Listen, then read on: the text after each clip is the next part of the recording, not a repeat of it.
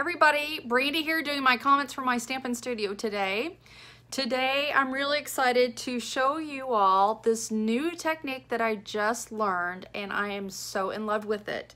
It is using the Tim Holtz Distress Oxide inks and some really pretty stencils. So I've made a couple here that I'll show you a little bit better in the screen with some different colors and some different stamp sets and die cuts, and I think they're really, really cute. So don't forget, at the end of this video, I'm going to share some information about our upcoming swap, so stay tuned. All right, I'm going to turn the camera down and let's get started. Alrighty, so here are the different cards that I made. This is the only one that I've actually put on a card.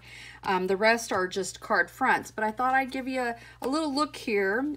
So I basically used the Tim Holtz Distressed Oxide to create that kind of pink color.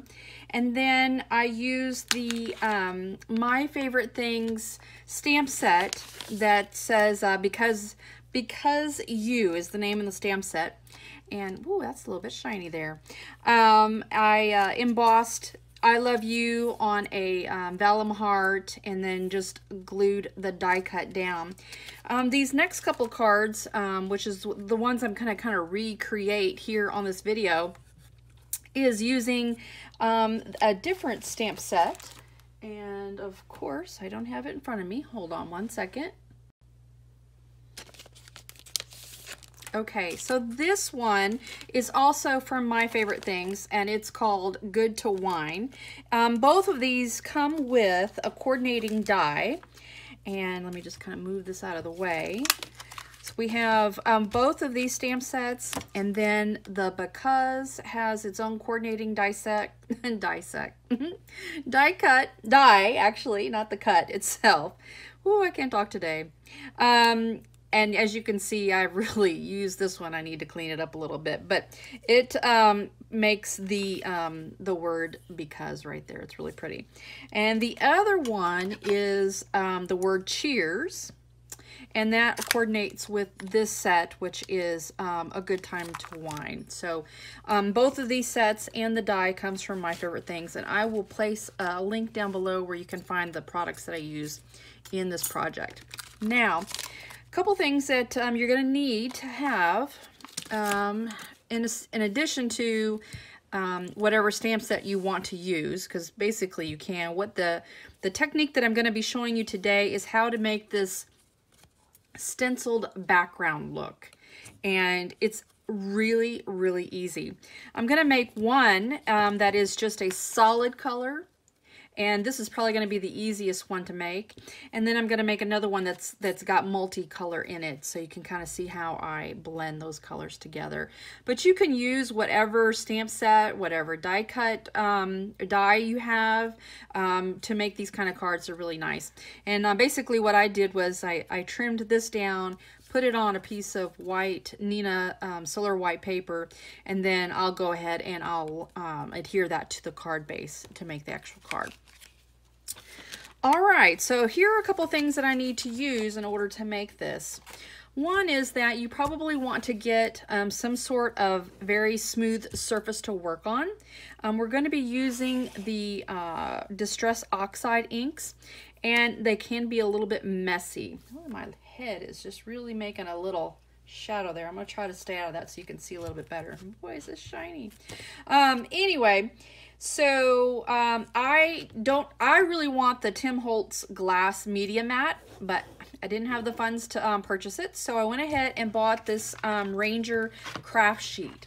And if you don't have this, you can always use just wax paper out of your cupboard. That'll work just as well. All right, so the first one I'm going to make is, make sure, yes, I've got the right paper here. Yes, okay. The first one I'm going to make, I'm going to use this Swirly Stencil, and this one is from Gina K Designs, and it's called Rounded Swirl, and I really love this one. The other ones that I used for this card, which was kind of it's a sunburst stencil. This one is actually an Alta New. And then on this one, I used this stencil, and this one is from Gina K Designs, and it is called Square Mandala. And I will, again, put a link down below where you can find all these products. Okay, so the first one we're going to use is I'm going to use the Picked Raspberry Distressed Oxide. And we're actually going to use the pad itself to make the color on the cardstock. And I'm just going to basically ink it all up. Oops, I forgot one thing. One second. When you hold the paper down while you're using this ink, you can actually pick up the ink, and so I always like to have a little piece of scrap paper to actually hold the paper down. Okay, so I'm just gonna, you know, basically ink up my paper, get it nice and covered. And I love the Solar White Nina paper because it is so smooth and it just makes the color look so rich on that paper.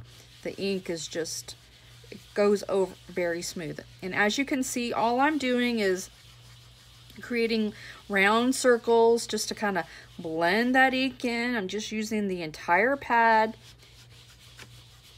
And this can be a little bit messy, and so I always like to have baby wipes nearby to wipe my hands off because I'm inevitably going to get it on my fingers, and what I don't want to do is to transfer that on to something else that is not meant to have this ink. All right, now you don't have to have it perfect because you're going to stencil over it, but I like to get it as close as possible. Okay, that looks good. Now, the next thing I'm gonna do is I'm gonna heat set that.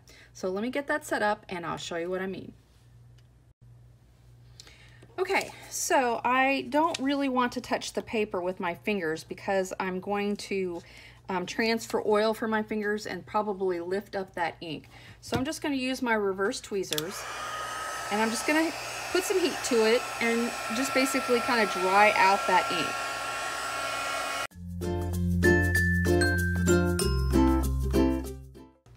All right. Now I'm going to set up my handy dandy clipboard. You can use a cutting mat or whatever. I don't have that, so I just used a clipboard. I'm going to place my colored cardstock that I've created there on the cutting board, and I'm going to place my stencil down. And I want to make sure that that paper is as close to the stencil is as close to the paper as possible. I really don't want that stencil to lift up, so I'm going to make sure that I get it taped down really well. And I'm reusing my tape here. As you can see, I used it for a previous project. Probably don't want that in there. Let's take that out. So I just want to make sure that stencil is going to stay down.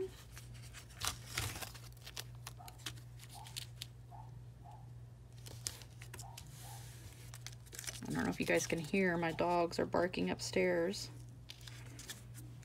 All right. Okay, so now that that is flat down on the surface, I'm going to have my paper towel handy. Basically, I'm just gonna hold it up like that. I'm gonna have that handy. All right, so I'm gonna use my little sprayer, my little water sprayer, and I'm going to mist onto the paper. I'm going to take my paper towel and wipe up the excess. I'm going to give it a go again, making sure I, oops, I sprayed in the wrong direction. Making sure I cover the entire piece of paper. I don't want to oversaturate it because I don't want most of that, I don't want that water rolling underneath the stencil. If it does a little bit, it's okay. but I prefer it not to. So I'm going to do one more spritz.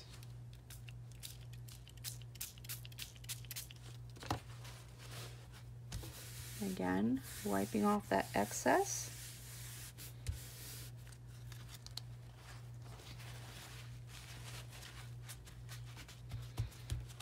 All right, so what happens is that water reacts with the oxide, and it kind of gives it like a suede look, very soft version of that color. You'll see what I mean when I pull this up.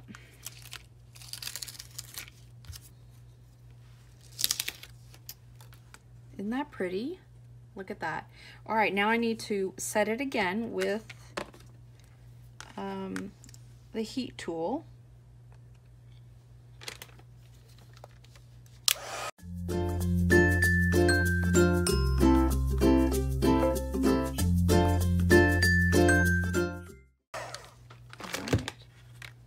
And then I'm just going to set that to the side. I'm going to make my next background, and then we will put it all together. So this next one, I wanted to, let me put this away. And before I start that, let me go ahead and wipe down my surface here and get some of this ink off. So I can work with a clean surface. And this craft sheet, see that, is very handy for that.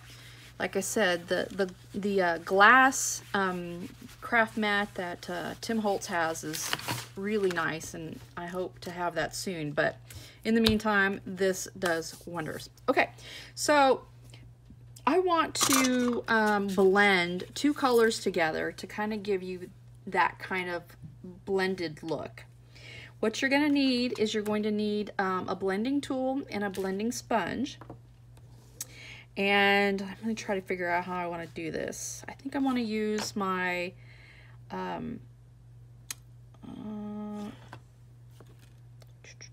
yes, I want to use my picked raspberry, and I'm going to use the Peacock Feathers. So I'm going to start with the pink picked raspberry, and I already have my sponge on the blending tool. I'm just going to kind of get some ink on my blending tool.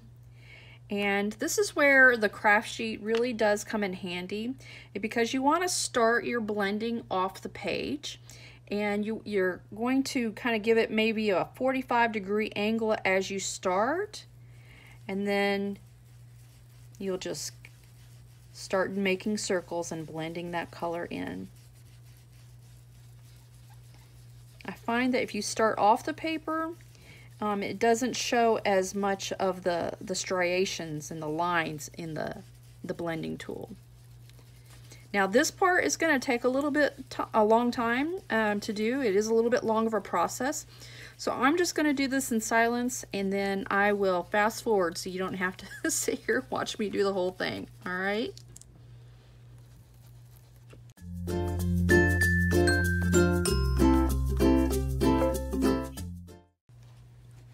All right, so now I'm going to pick up some of that Peacock Feathers. And then I'm going to start from the other side.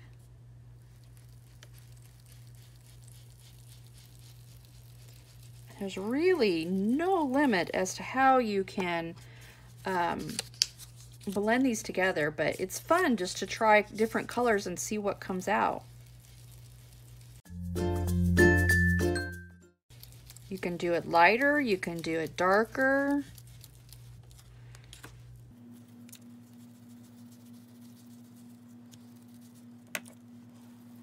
Let's see what color comes in between these two as I blend them together.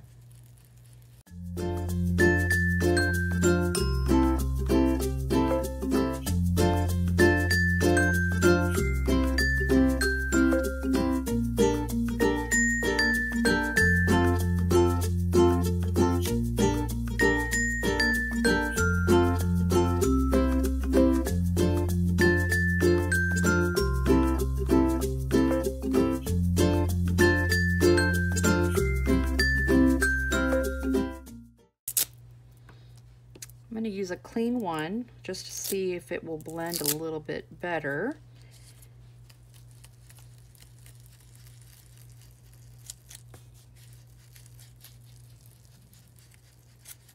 That didn't seem to do anything, so I'm going to go back to what I was doing.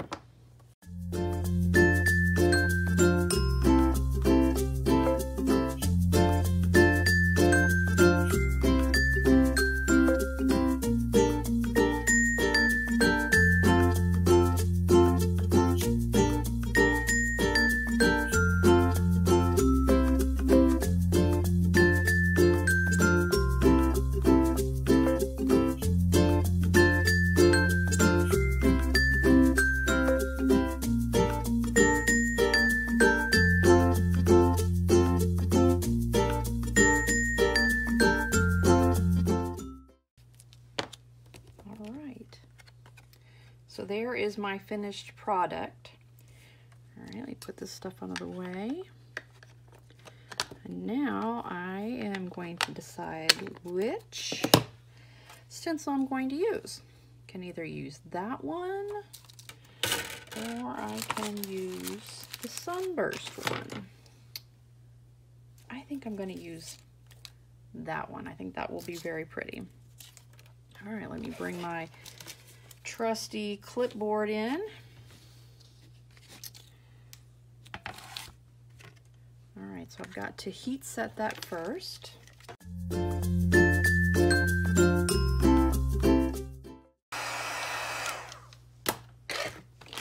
gonna wipe my hands off. Use that baby wipe to do that. Okay, so now I'm going to position. Now you can position your stencil anywhere on the paper you want, depending on the look that you want. And I could even just, you know, do it right there so it's kind of fanning out that way. I think I'm going to just put it right there in the middle where that purple color kind of shows up. Let me get that straight a little bit.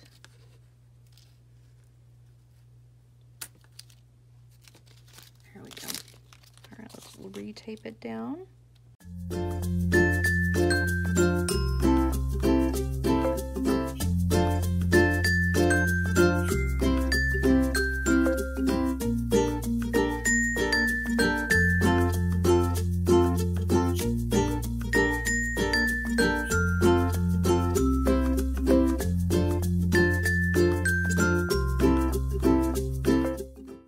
All right, let's use our water.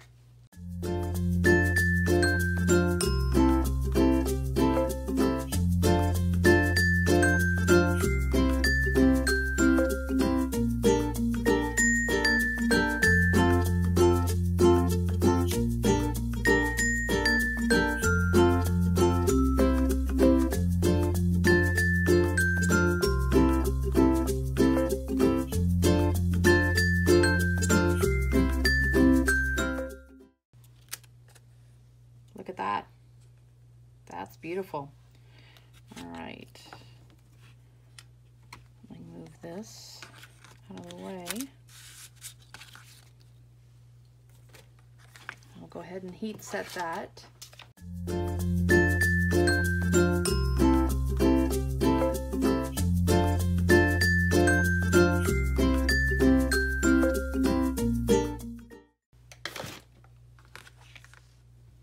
Isn't that pretty? All right, so now I want to add a little glimmer to our paper. So what I'm going to do is make sure that's dry. That one feels a little wet. Let me put a little heat on that.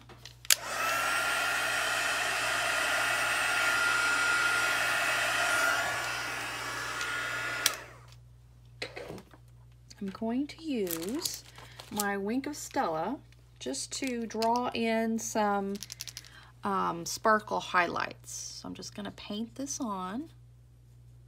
And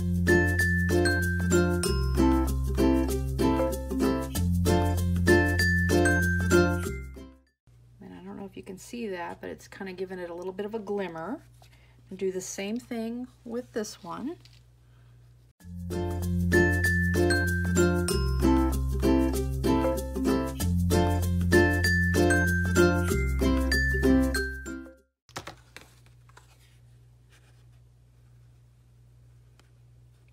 Just kind of gives it a little shimmer to it.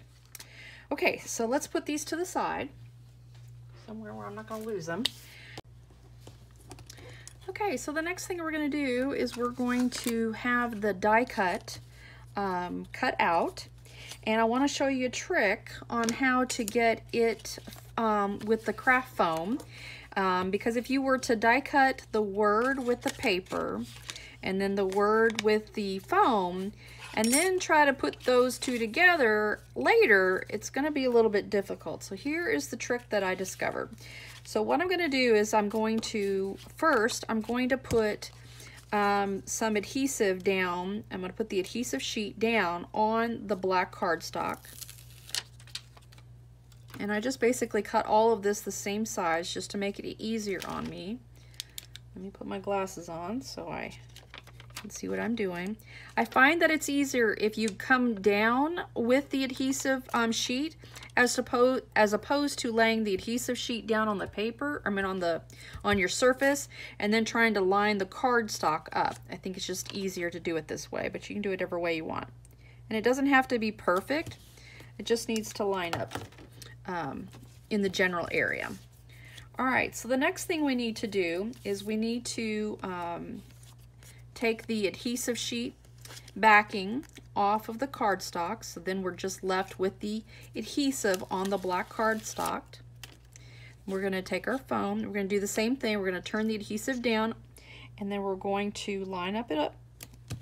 And so basically we've made a little sandwich there. We've got the black cardstock and we've got adhesive in between the black cardstock and the craft foam.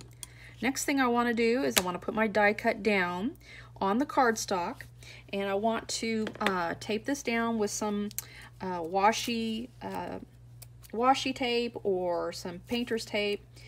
And I'm just going to use some painter's tape, and I'm going to kind of put it on my jeans a couple times to get most of the sticky stuff off. I don't want it ripping the die cut when I go to take it off, so I'm just going to make sure that that sticky stuff is kind of reduced a little bit. Now we just want to make sure that the die is going to stay in place, because when we run it through the Big Shot, if we have to run it through more than once to make sure that it cuts all the way through, we don't want that die moving and basically messing up our cut. All right, I'm going to go ahead and do this off screen, and then I'll be back to show you the finished product. Okay, so here we are. We've got the word cut out. I can see that it went all the way through to the foam, so we should be good there. I'm going to go ahead and remove my painter's tape. And if it's okay if it cuts that cardstock on the outside, it's fine, as long as it's not cutting the word underneath the die is what I'm concerned about. All right, so I'm going to go ahead and pull back the die, and then I'm going to pop that word out.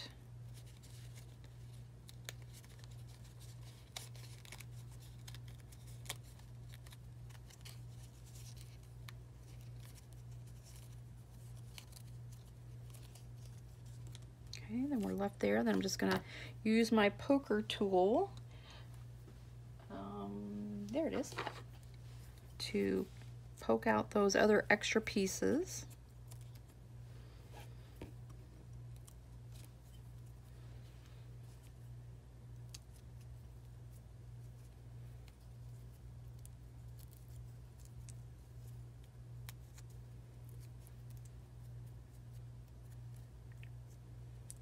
Make sure that there's no little baby hairs, little baby pieces of foam or cardstock that's fraying. Okay, so the next thing we want to do is I want to use this thin painter's tape to line this up. Now, as I mentioned before, and as we could see, it is adhesive, even though it's supposed to be a painter's tape, and I think there is tape out there that may be less adhesive than this. But if you've got painter's tape, might as well use it. So I'm going to again just run this on your clothing, you know, a few times, on your jeans or whatever, and you just want to get most of that adhesive off. So I'm going to go ahead and do that. All right, we can kind of do a test run on our scrap here and see if it's going to pull up any of the cardstock, because we don't want to pull it up. That looks pretty good. I'm going to do it one more time just to make sure that I get most of that adhesive off. I want it to be very low tacking. Okay. All right, I think we're good. Let me give me another try here. That looks pretty good. All right, so I want to make sure that when I glue this onto my card front, that those letters are not going to get all screwy. And so what I'm going to do to help that is I'm going to use this painter's tape to kind of help line it up. So I just sort of gently put that on there, and hopefully, oops.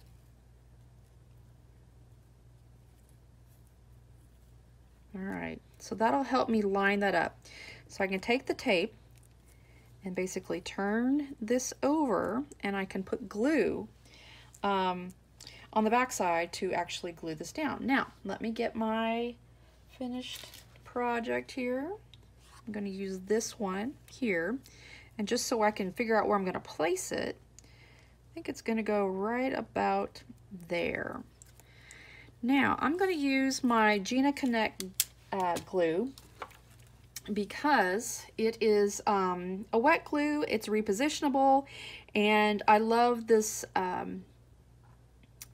pin-like applicator, and you can see a review of this over on another video that I will link down below, that you can kind of take a look at and see why I love the Gina Connect. But in any case, this is what I'm going to use. I'm just going to put just a few little taps of glue, making sure that I get multiple places, and so when it connects with the paper, it's not going to stick up. This Gina Connect glue is very nice. It holds very well, and it only takes a little, and when it dries clear, so it's a very nice glue. All right.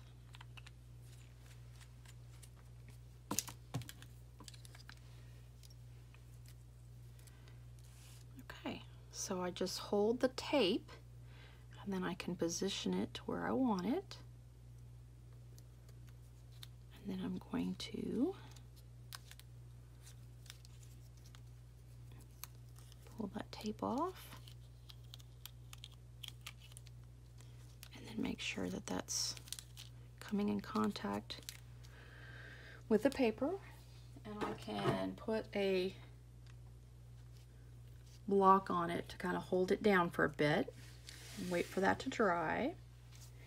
And then I'm going to use my other die cut because on the other one.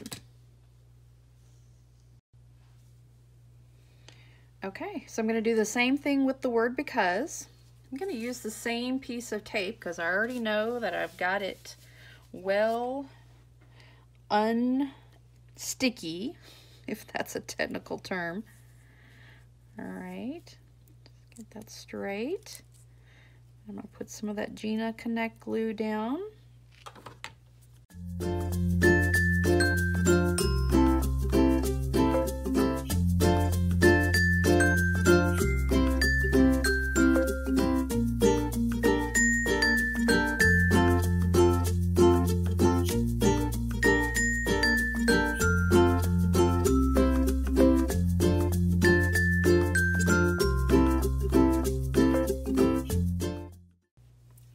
So now I want to stamp my sentiment,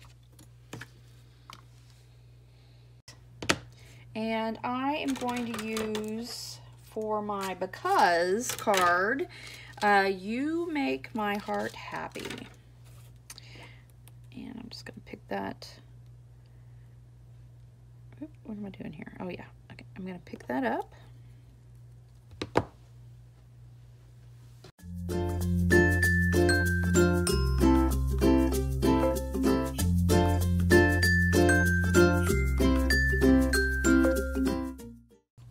So I'm going to use the Versamark to ink up my sentiment.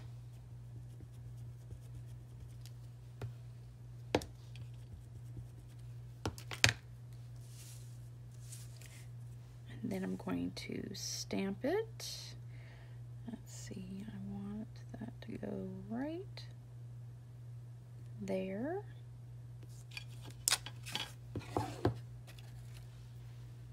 Forgot to use my embossing buddy. Let's see how this turns out.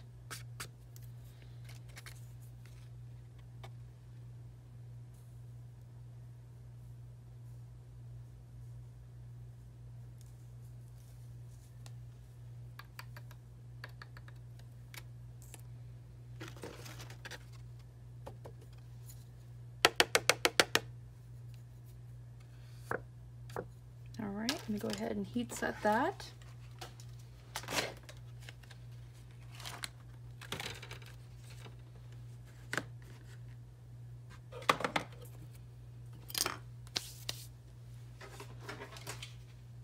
Okay, next I want to trim that sentiment down.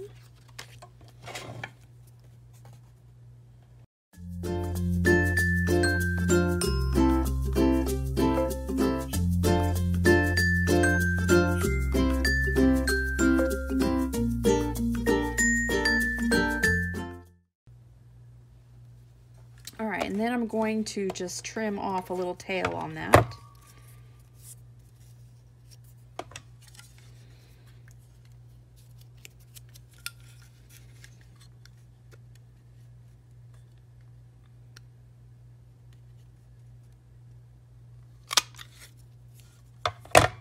There we go, that looks cute. All right, let's put this to the side.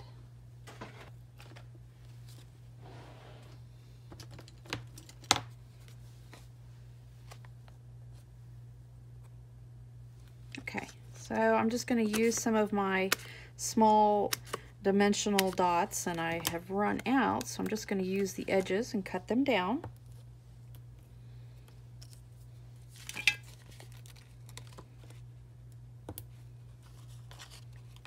Never waste.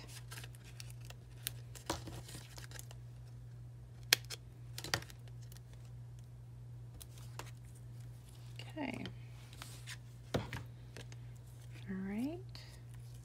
Set that right there. Before I do that, I'm going to go ahead and glue that and mat it just like that. All right, let me go ahead and do that. I'm going to use my Fast Fuse that I have from Stampin' Up. They no longer sell this product, but I discovered that Tombow actually makes it, and it is called Extreme. And I'm very excited that I will be able to get refills now. All right, go ahead and center that down. Be very careful, because when you put the Fast Fuse on it, it's not likely to come back up. All right, now I can take my sentiment and add that guy right there.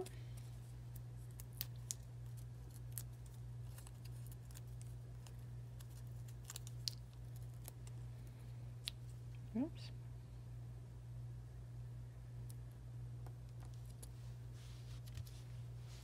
Okay, now I want to add a little bling to it. Just going to put some enamel dots down. Where'd my little tweezers go?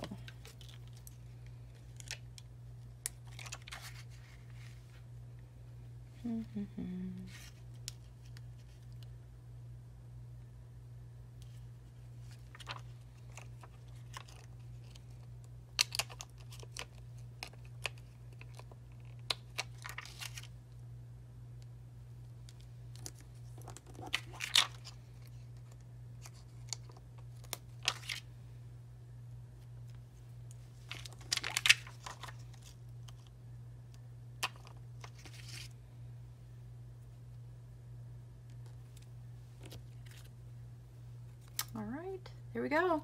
That is a card front that is done. All I have to do is put it down on the actual card base. All right, so that one's done. And this one, I'm going to stamp another sentiment.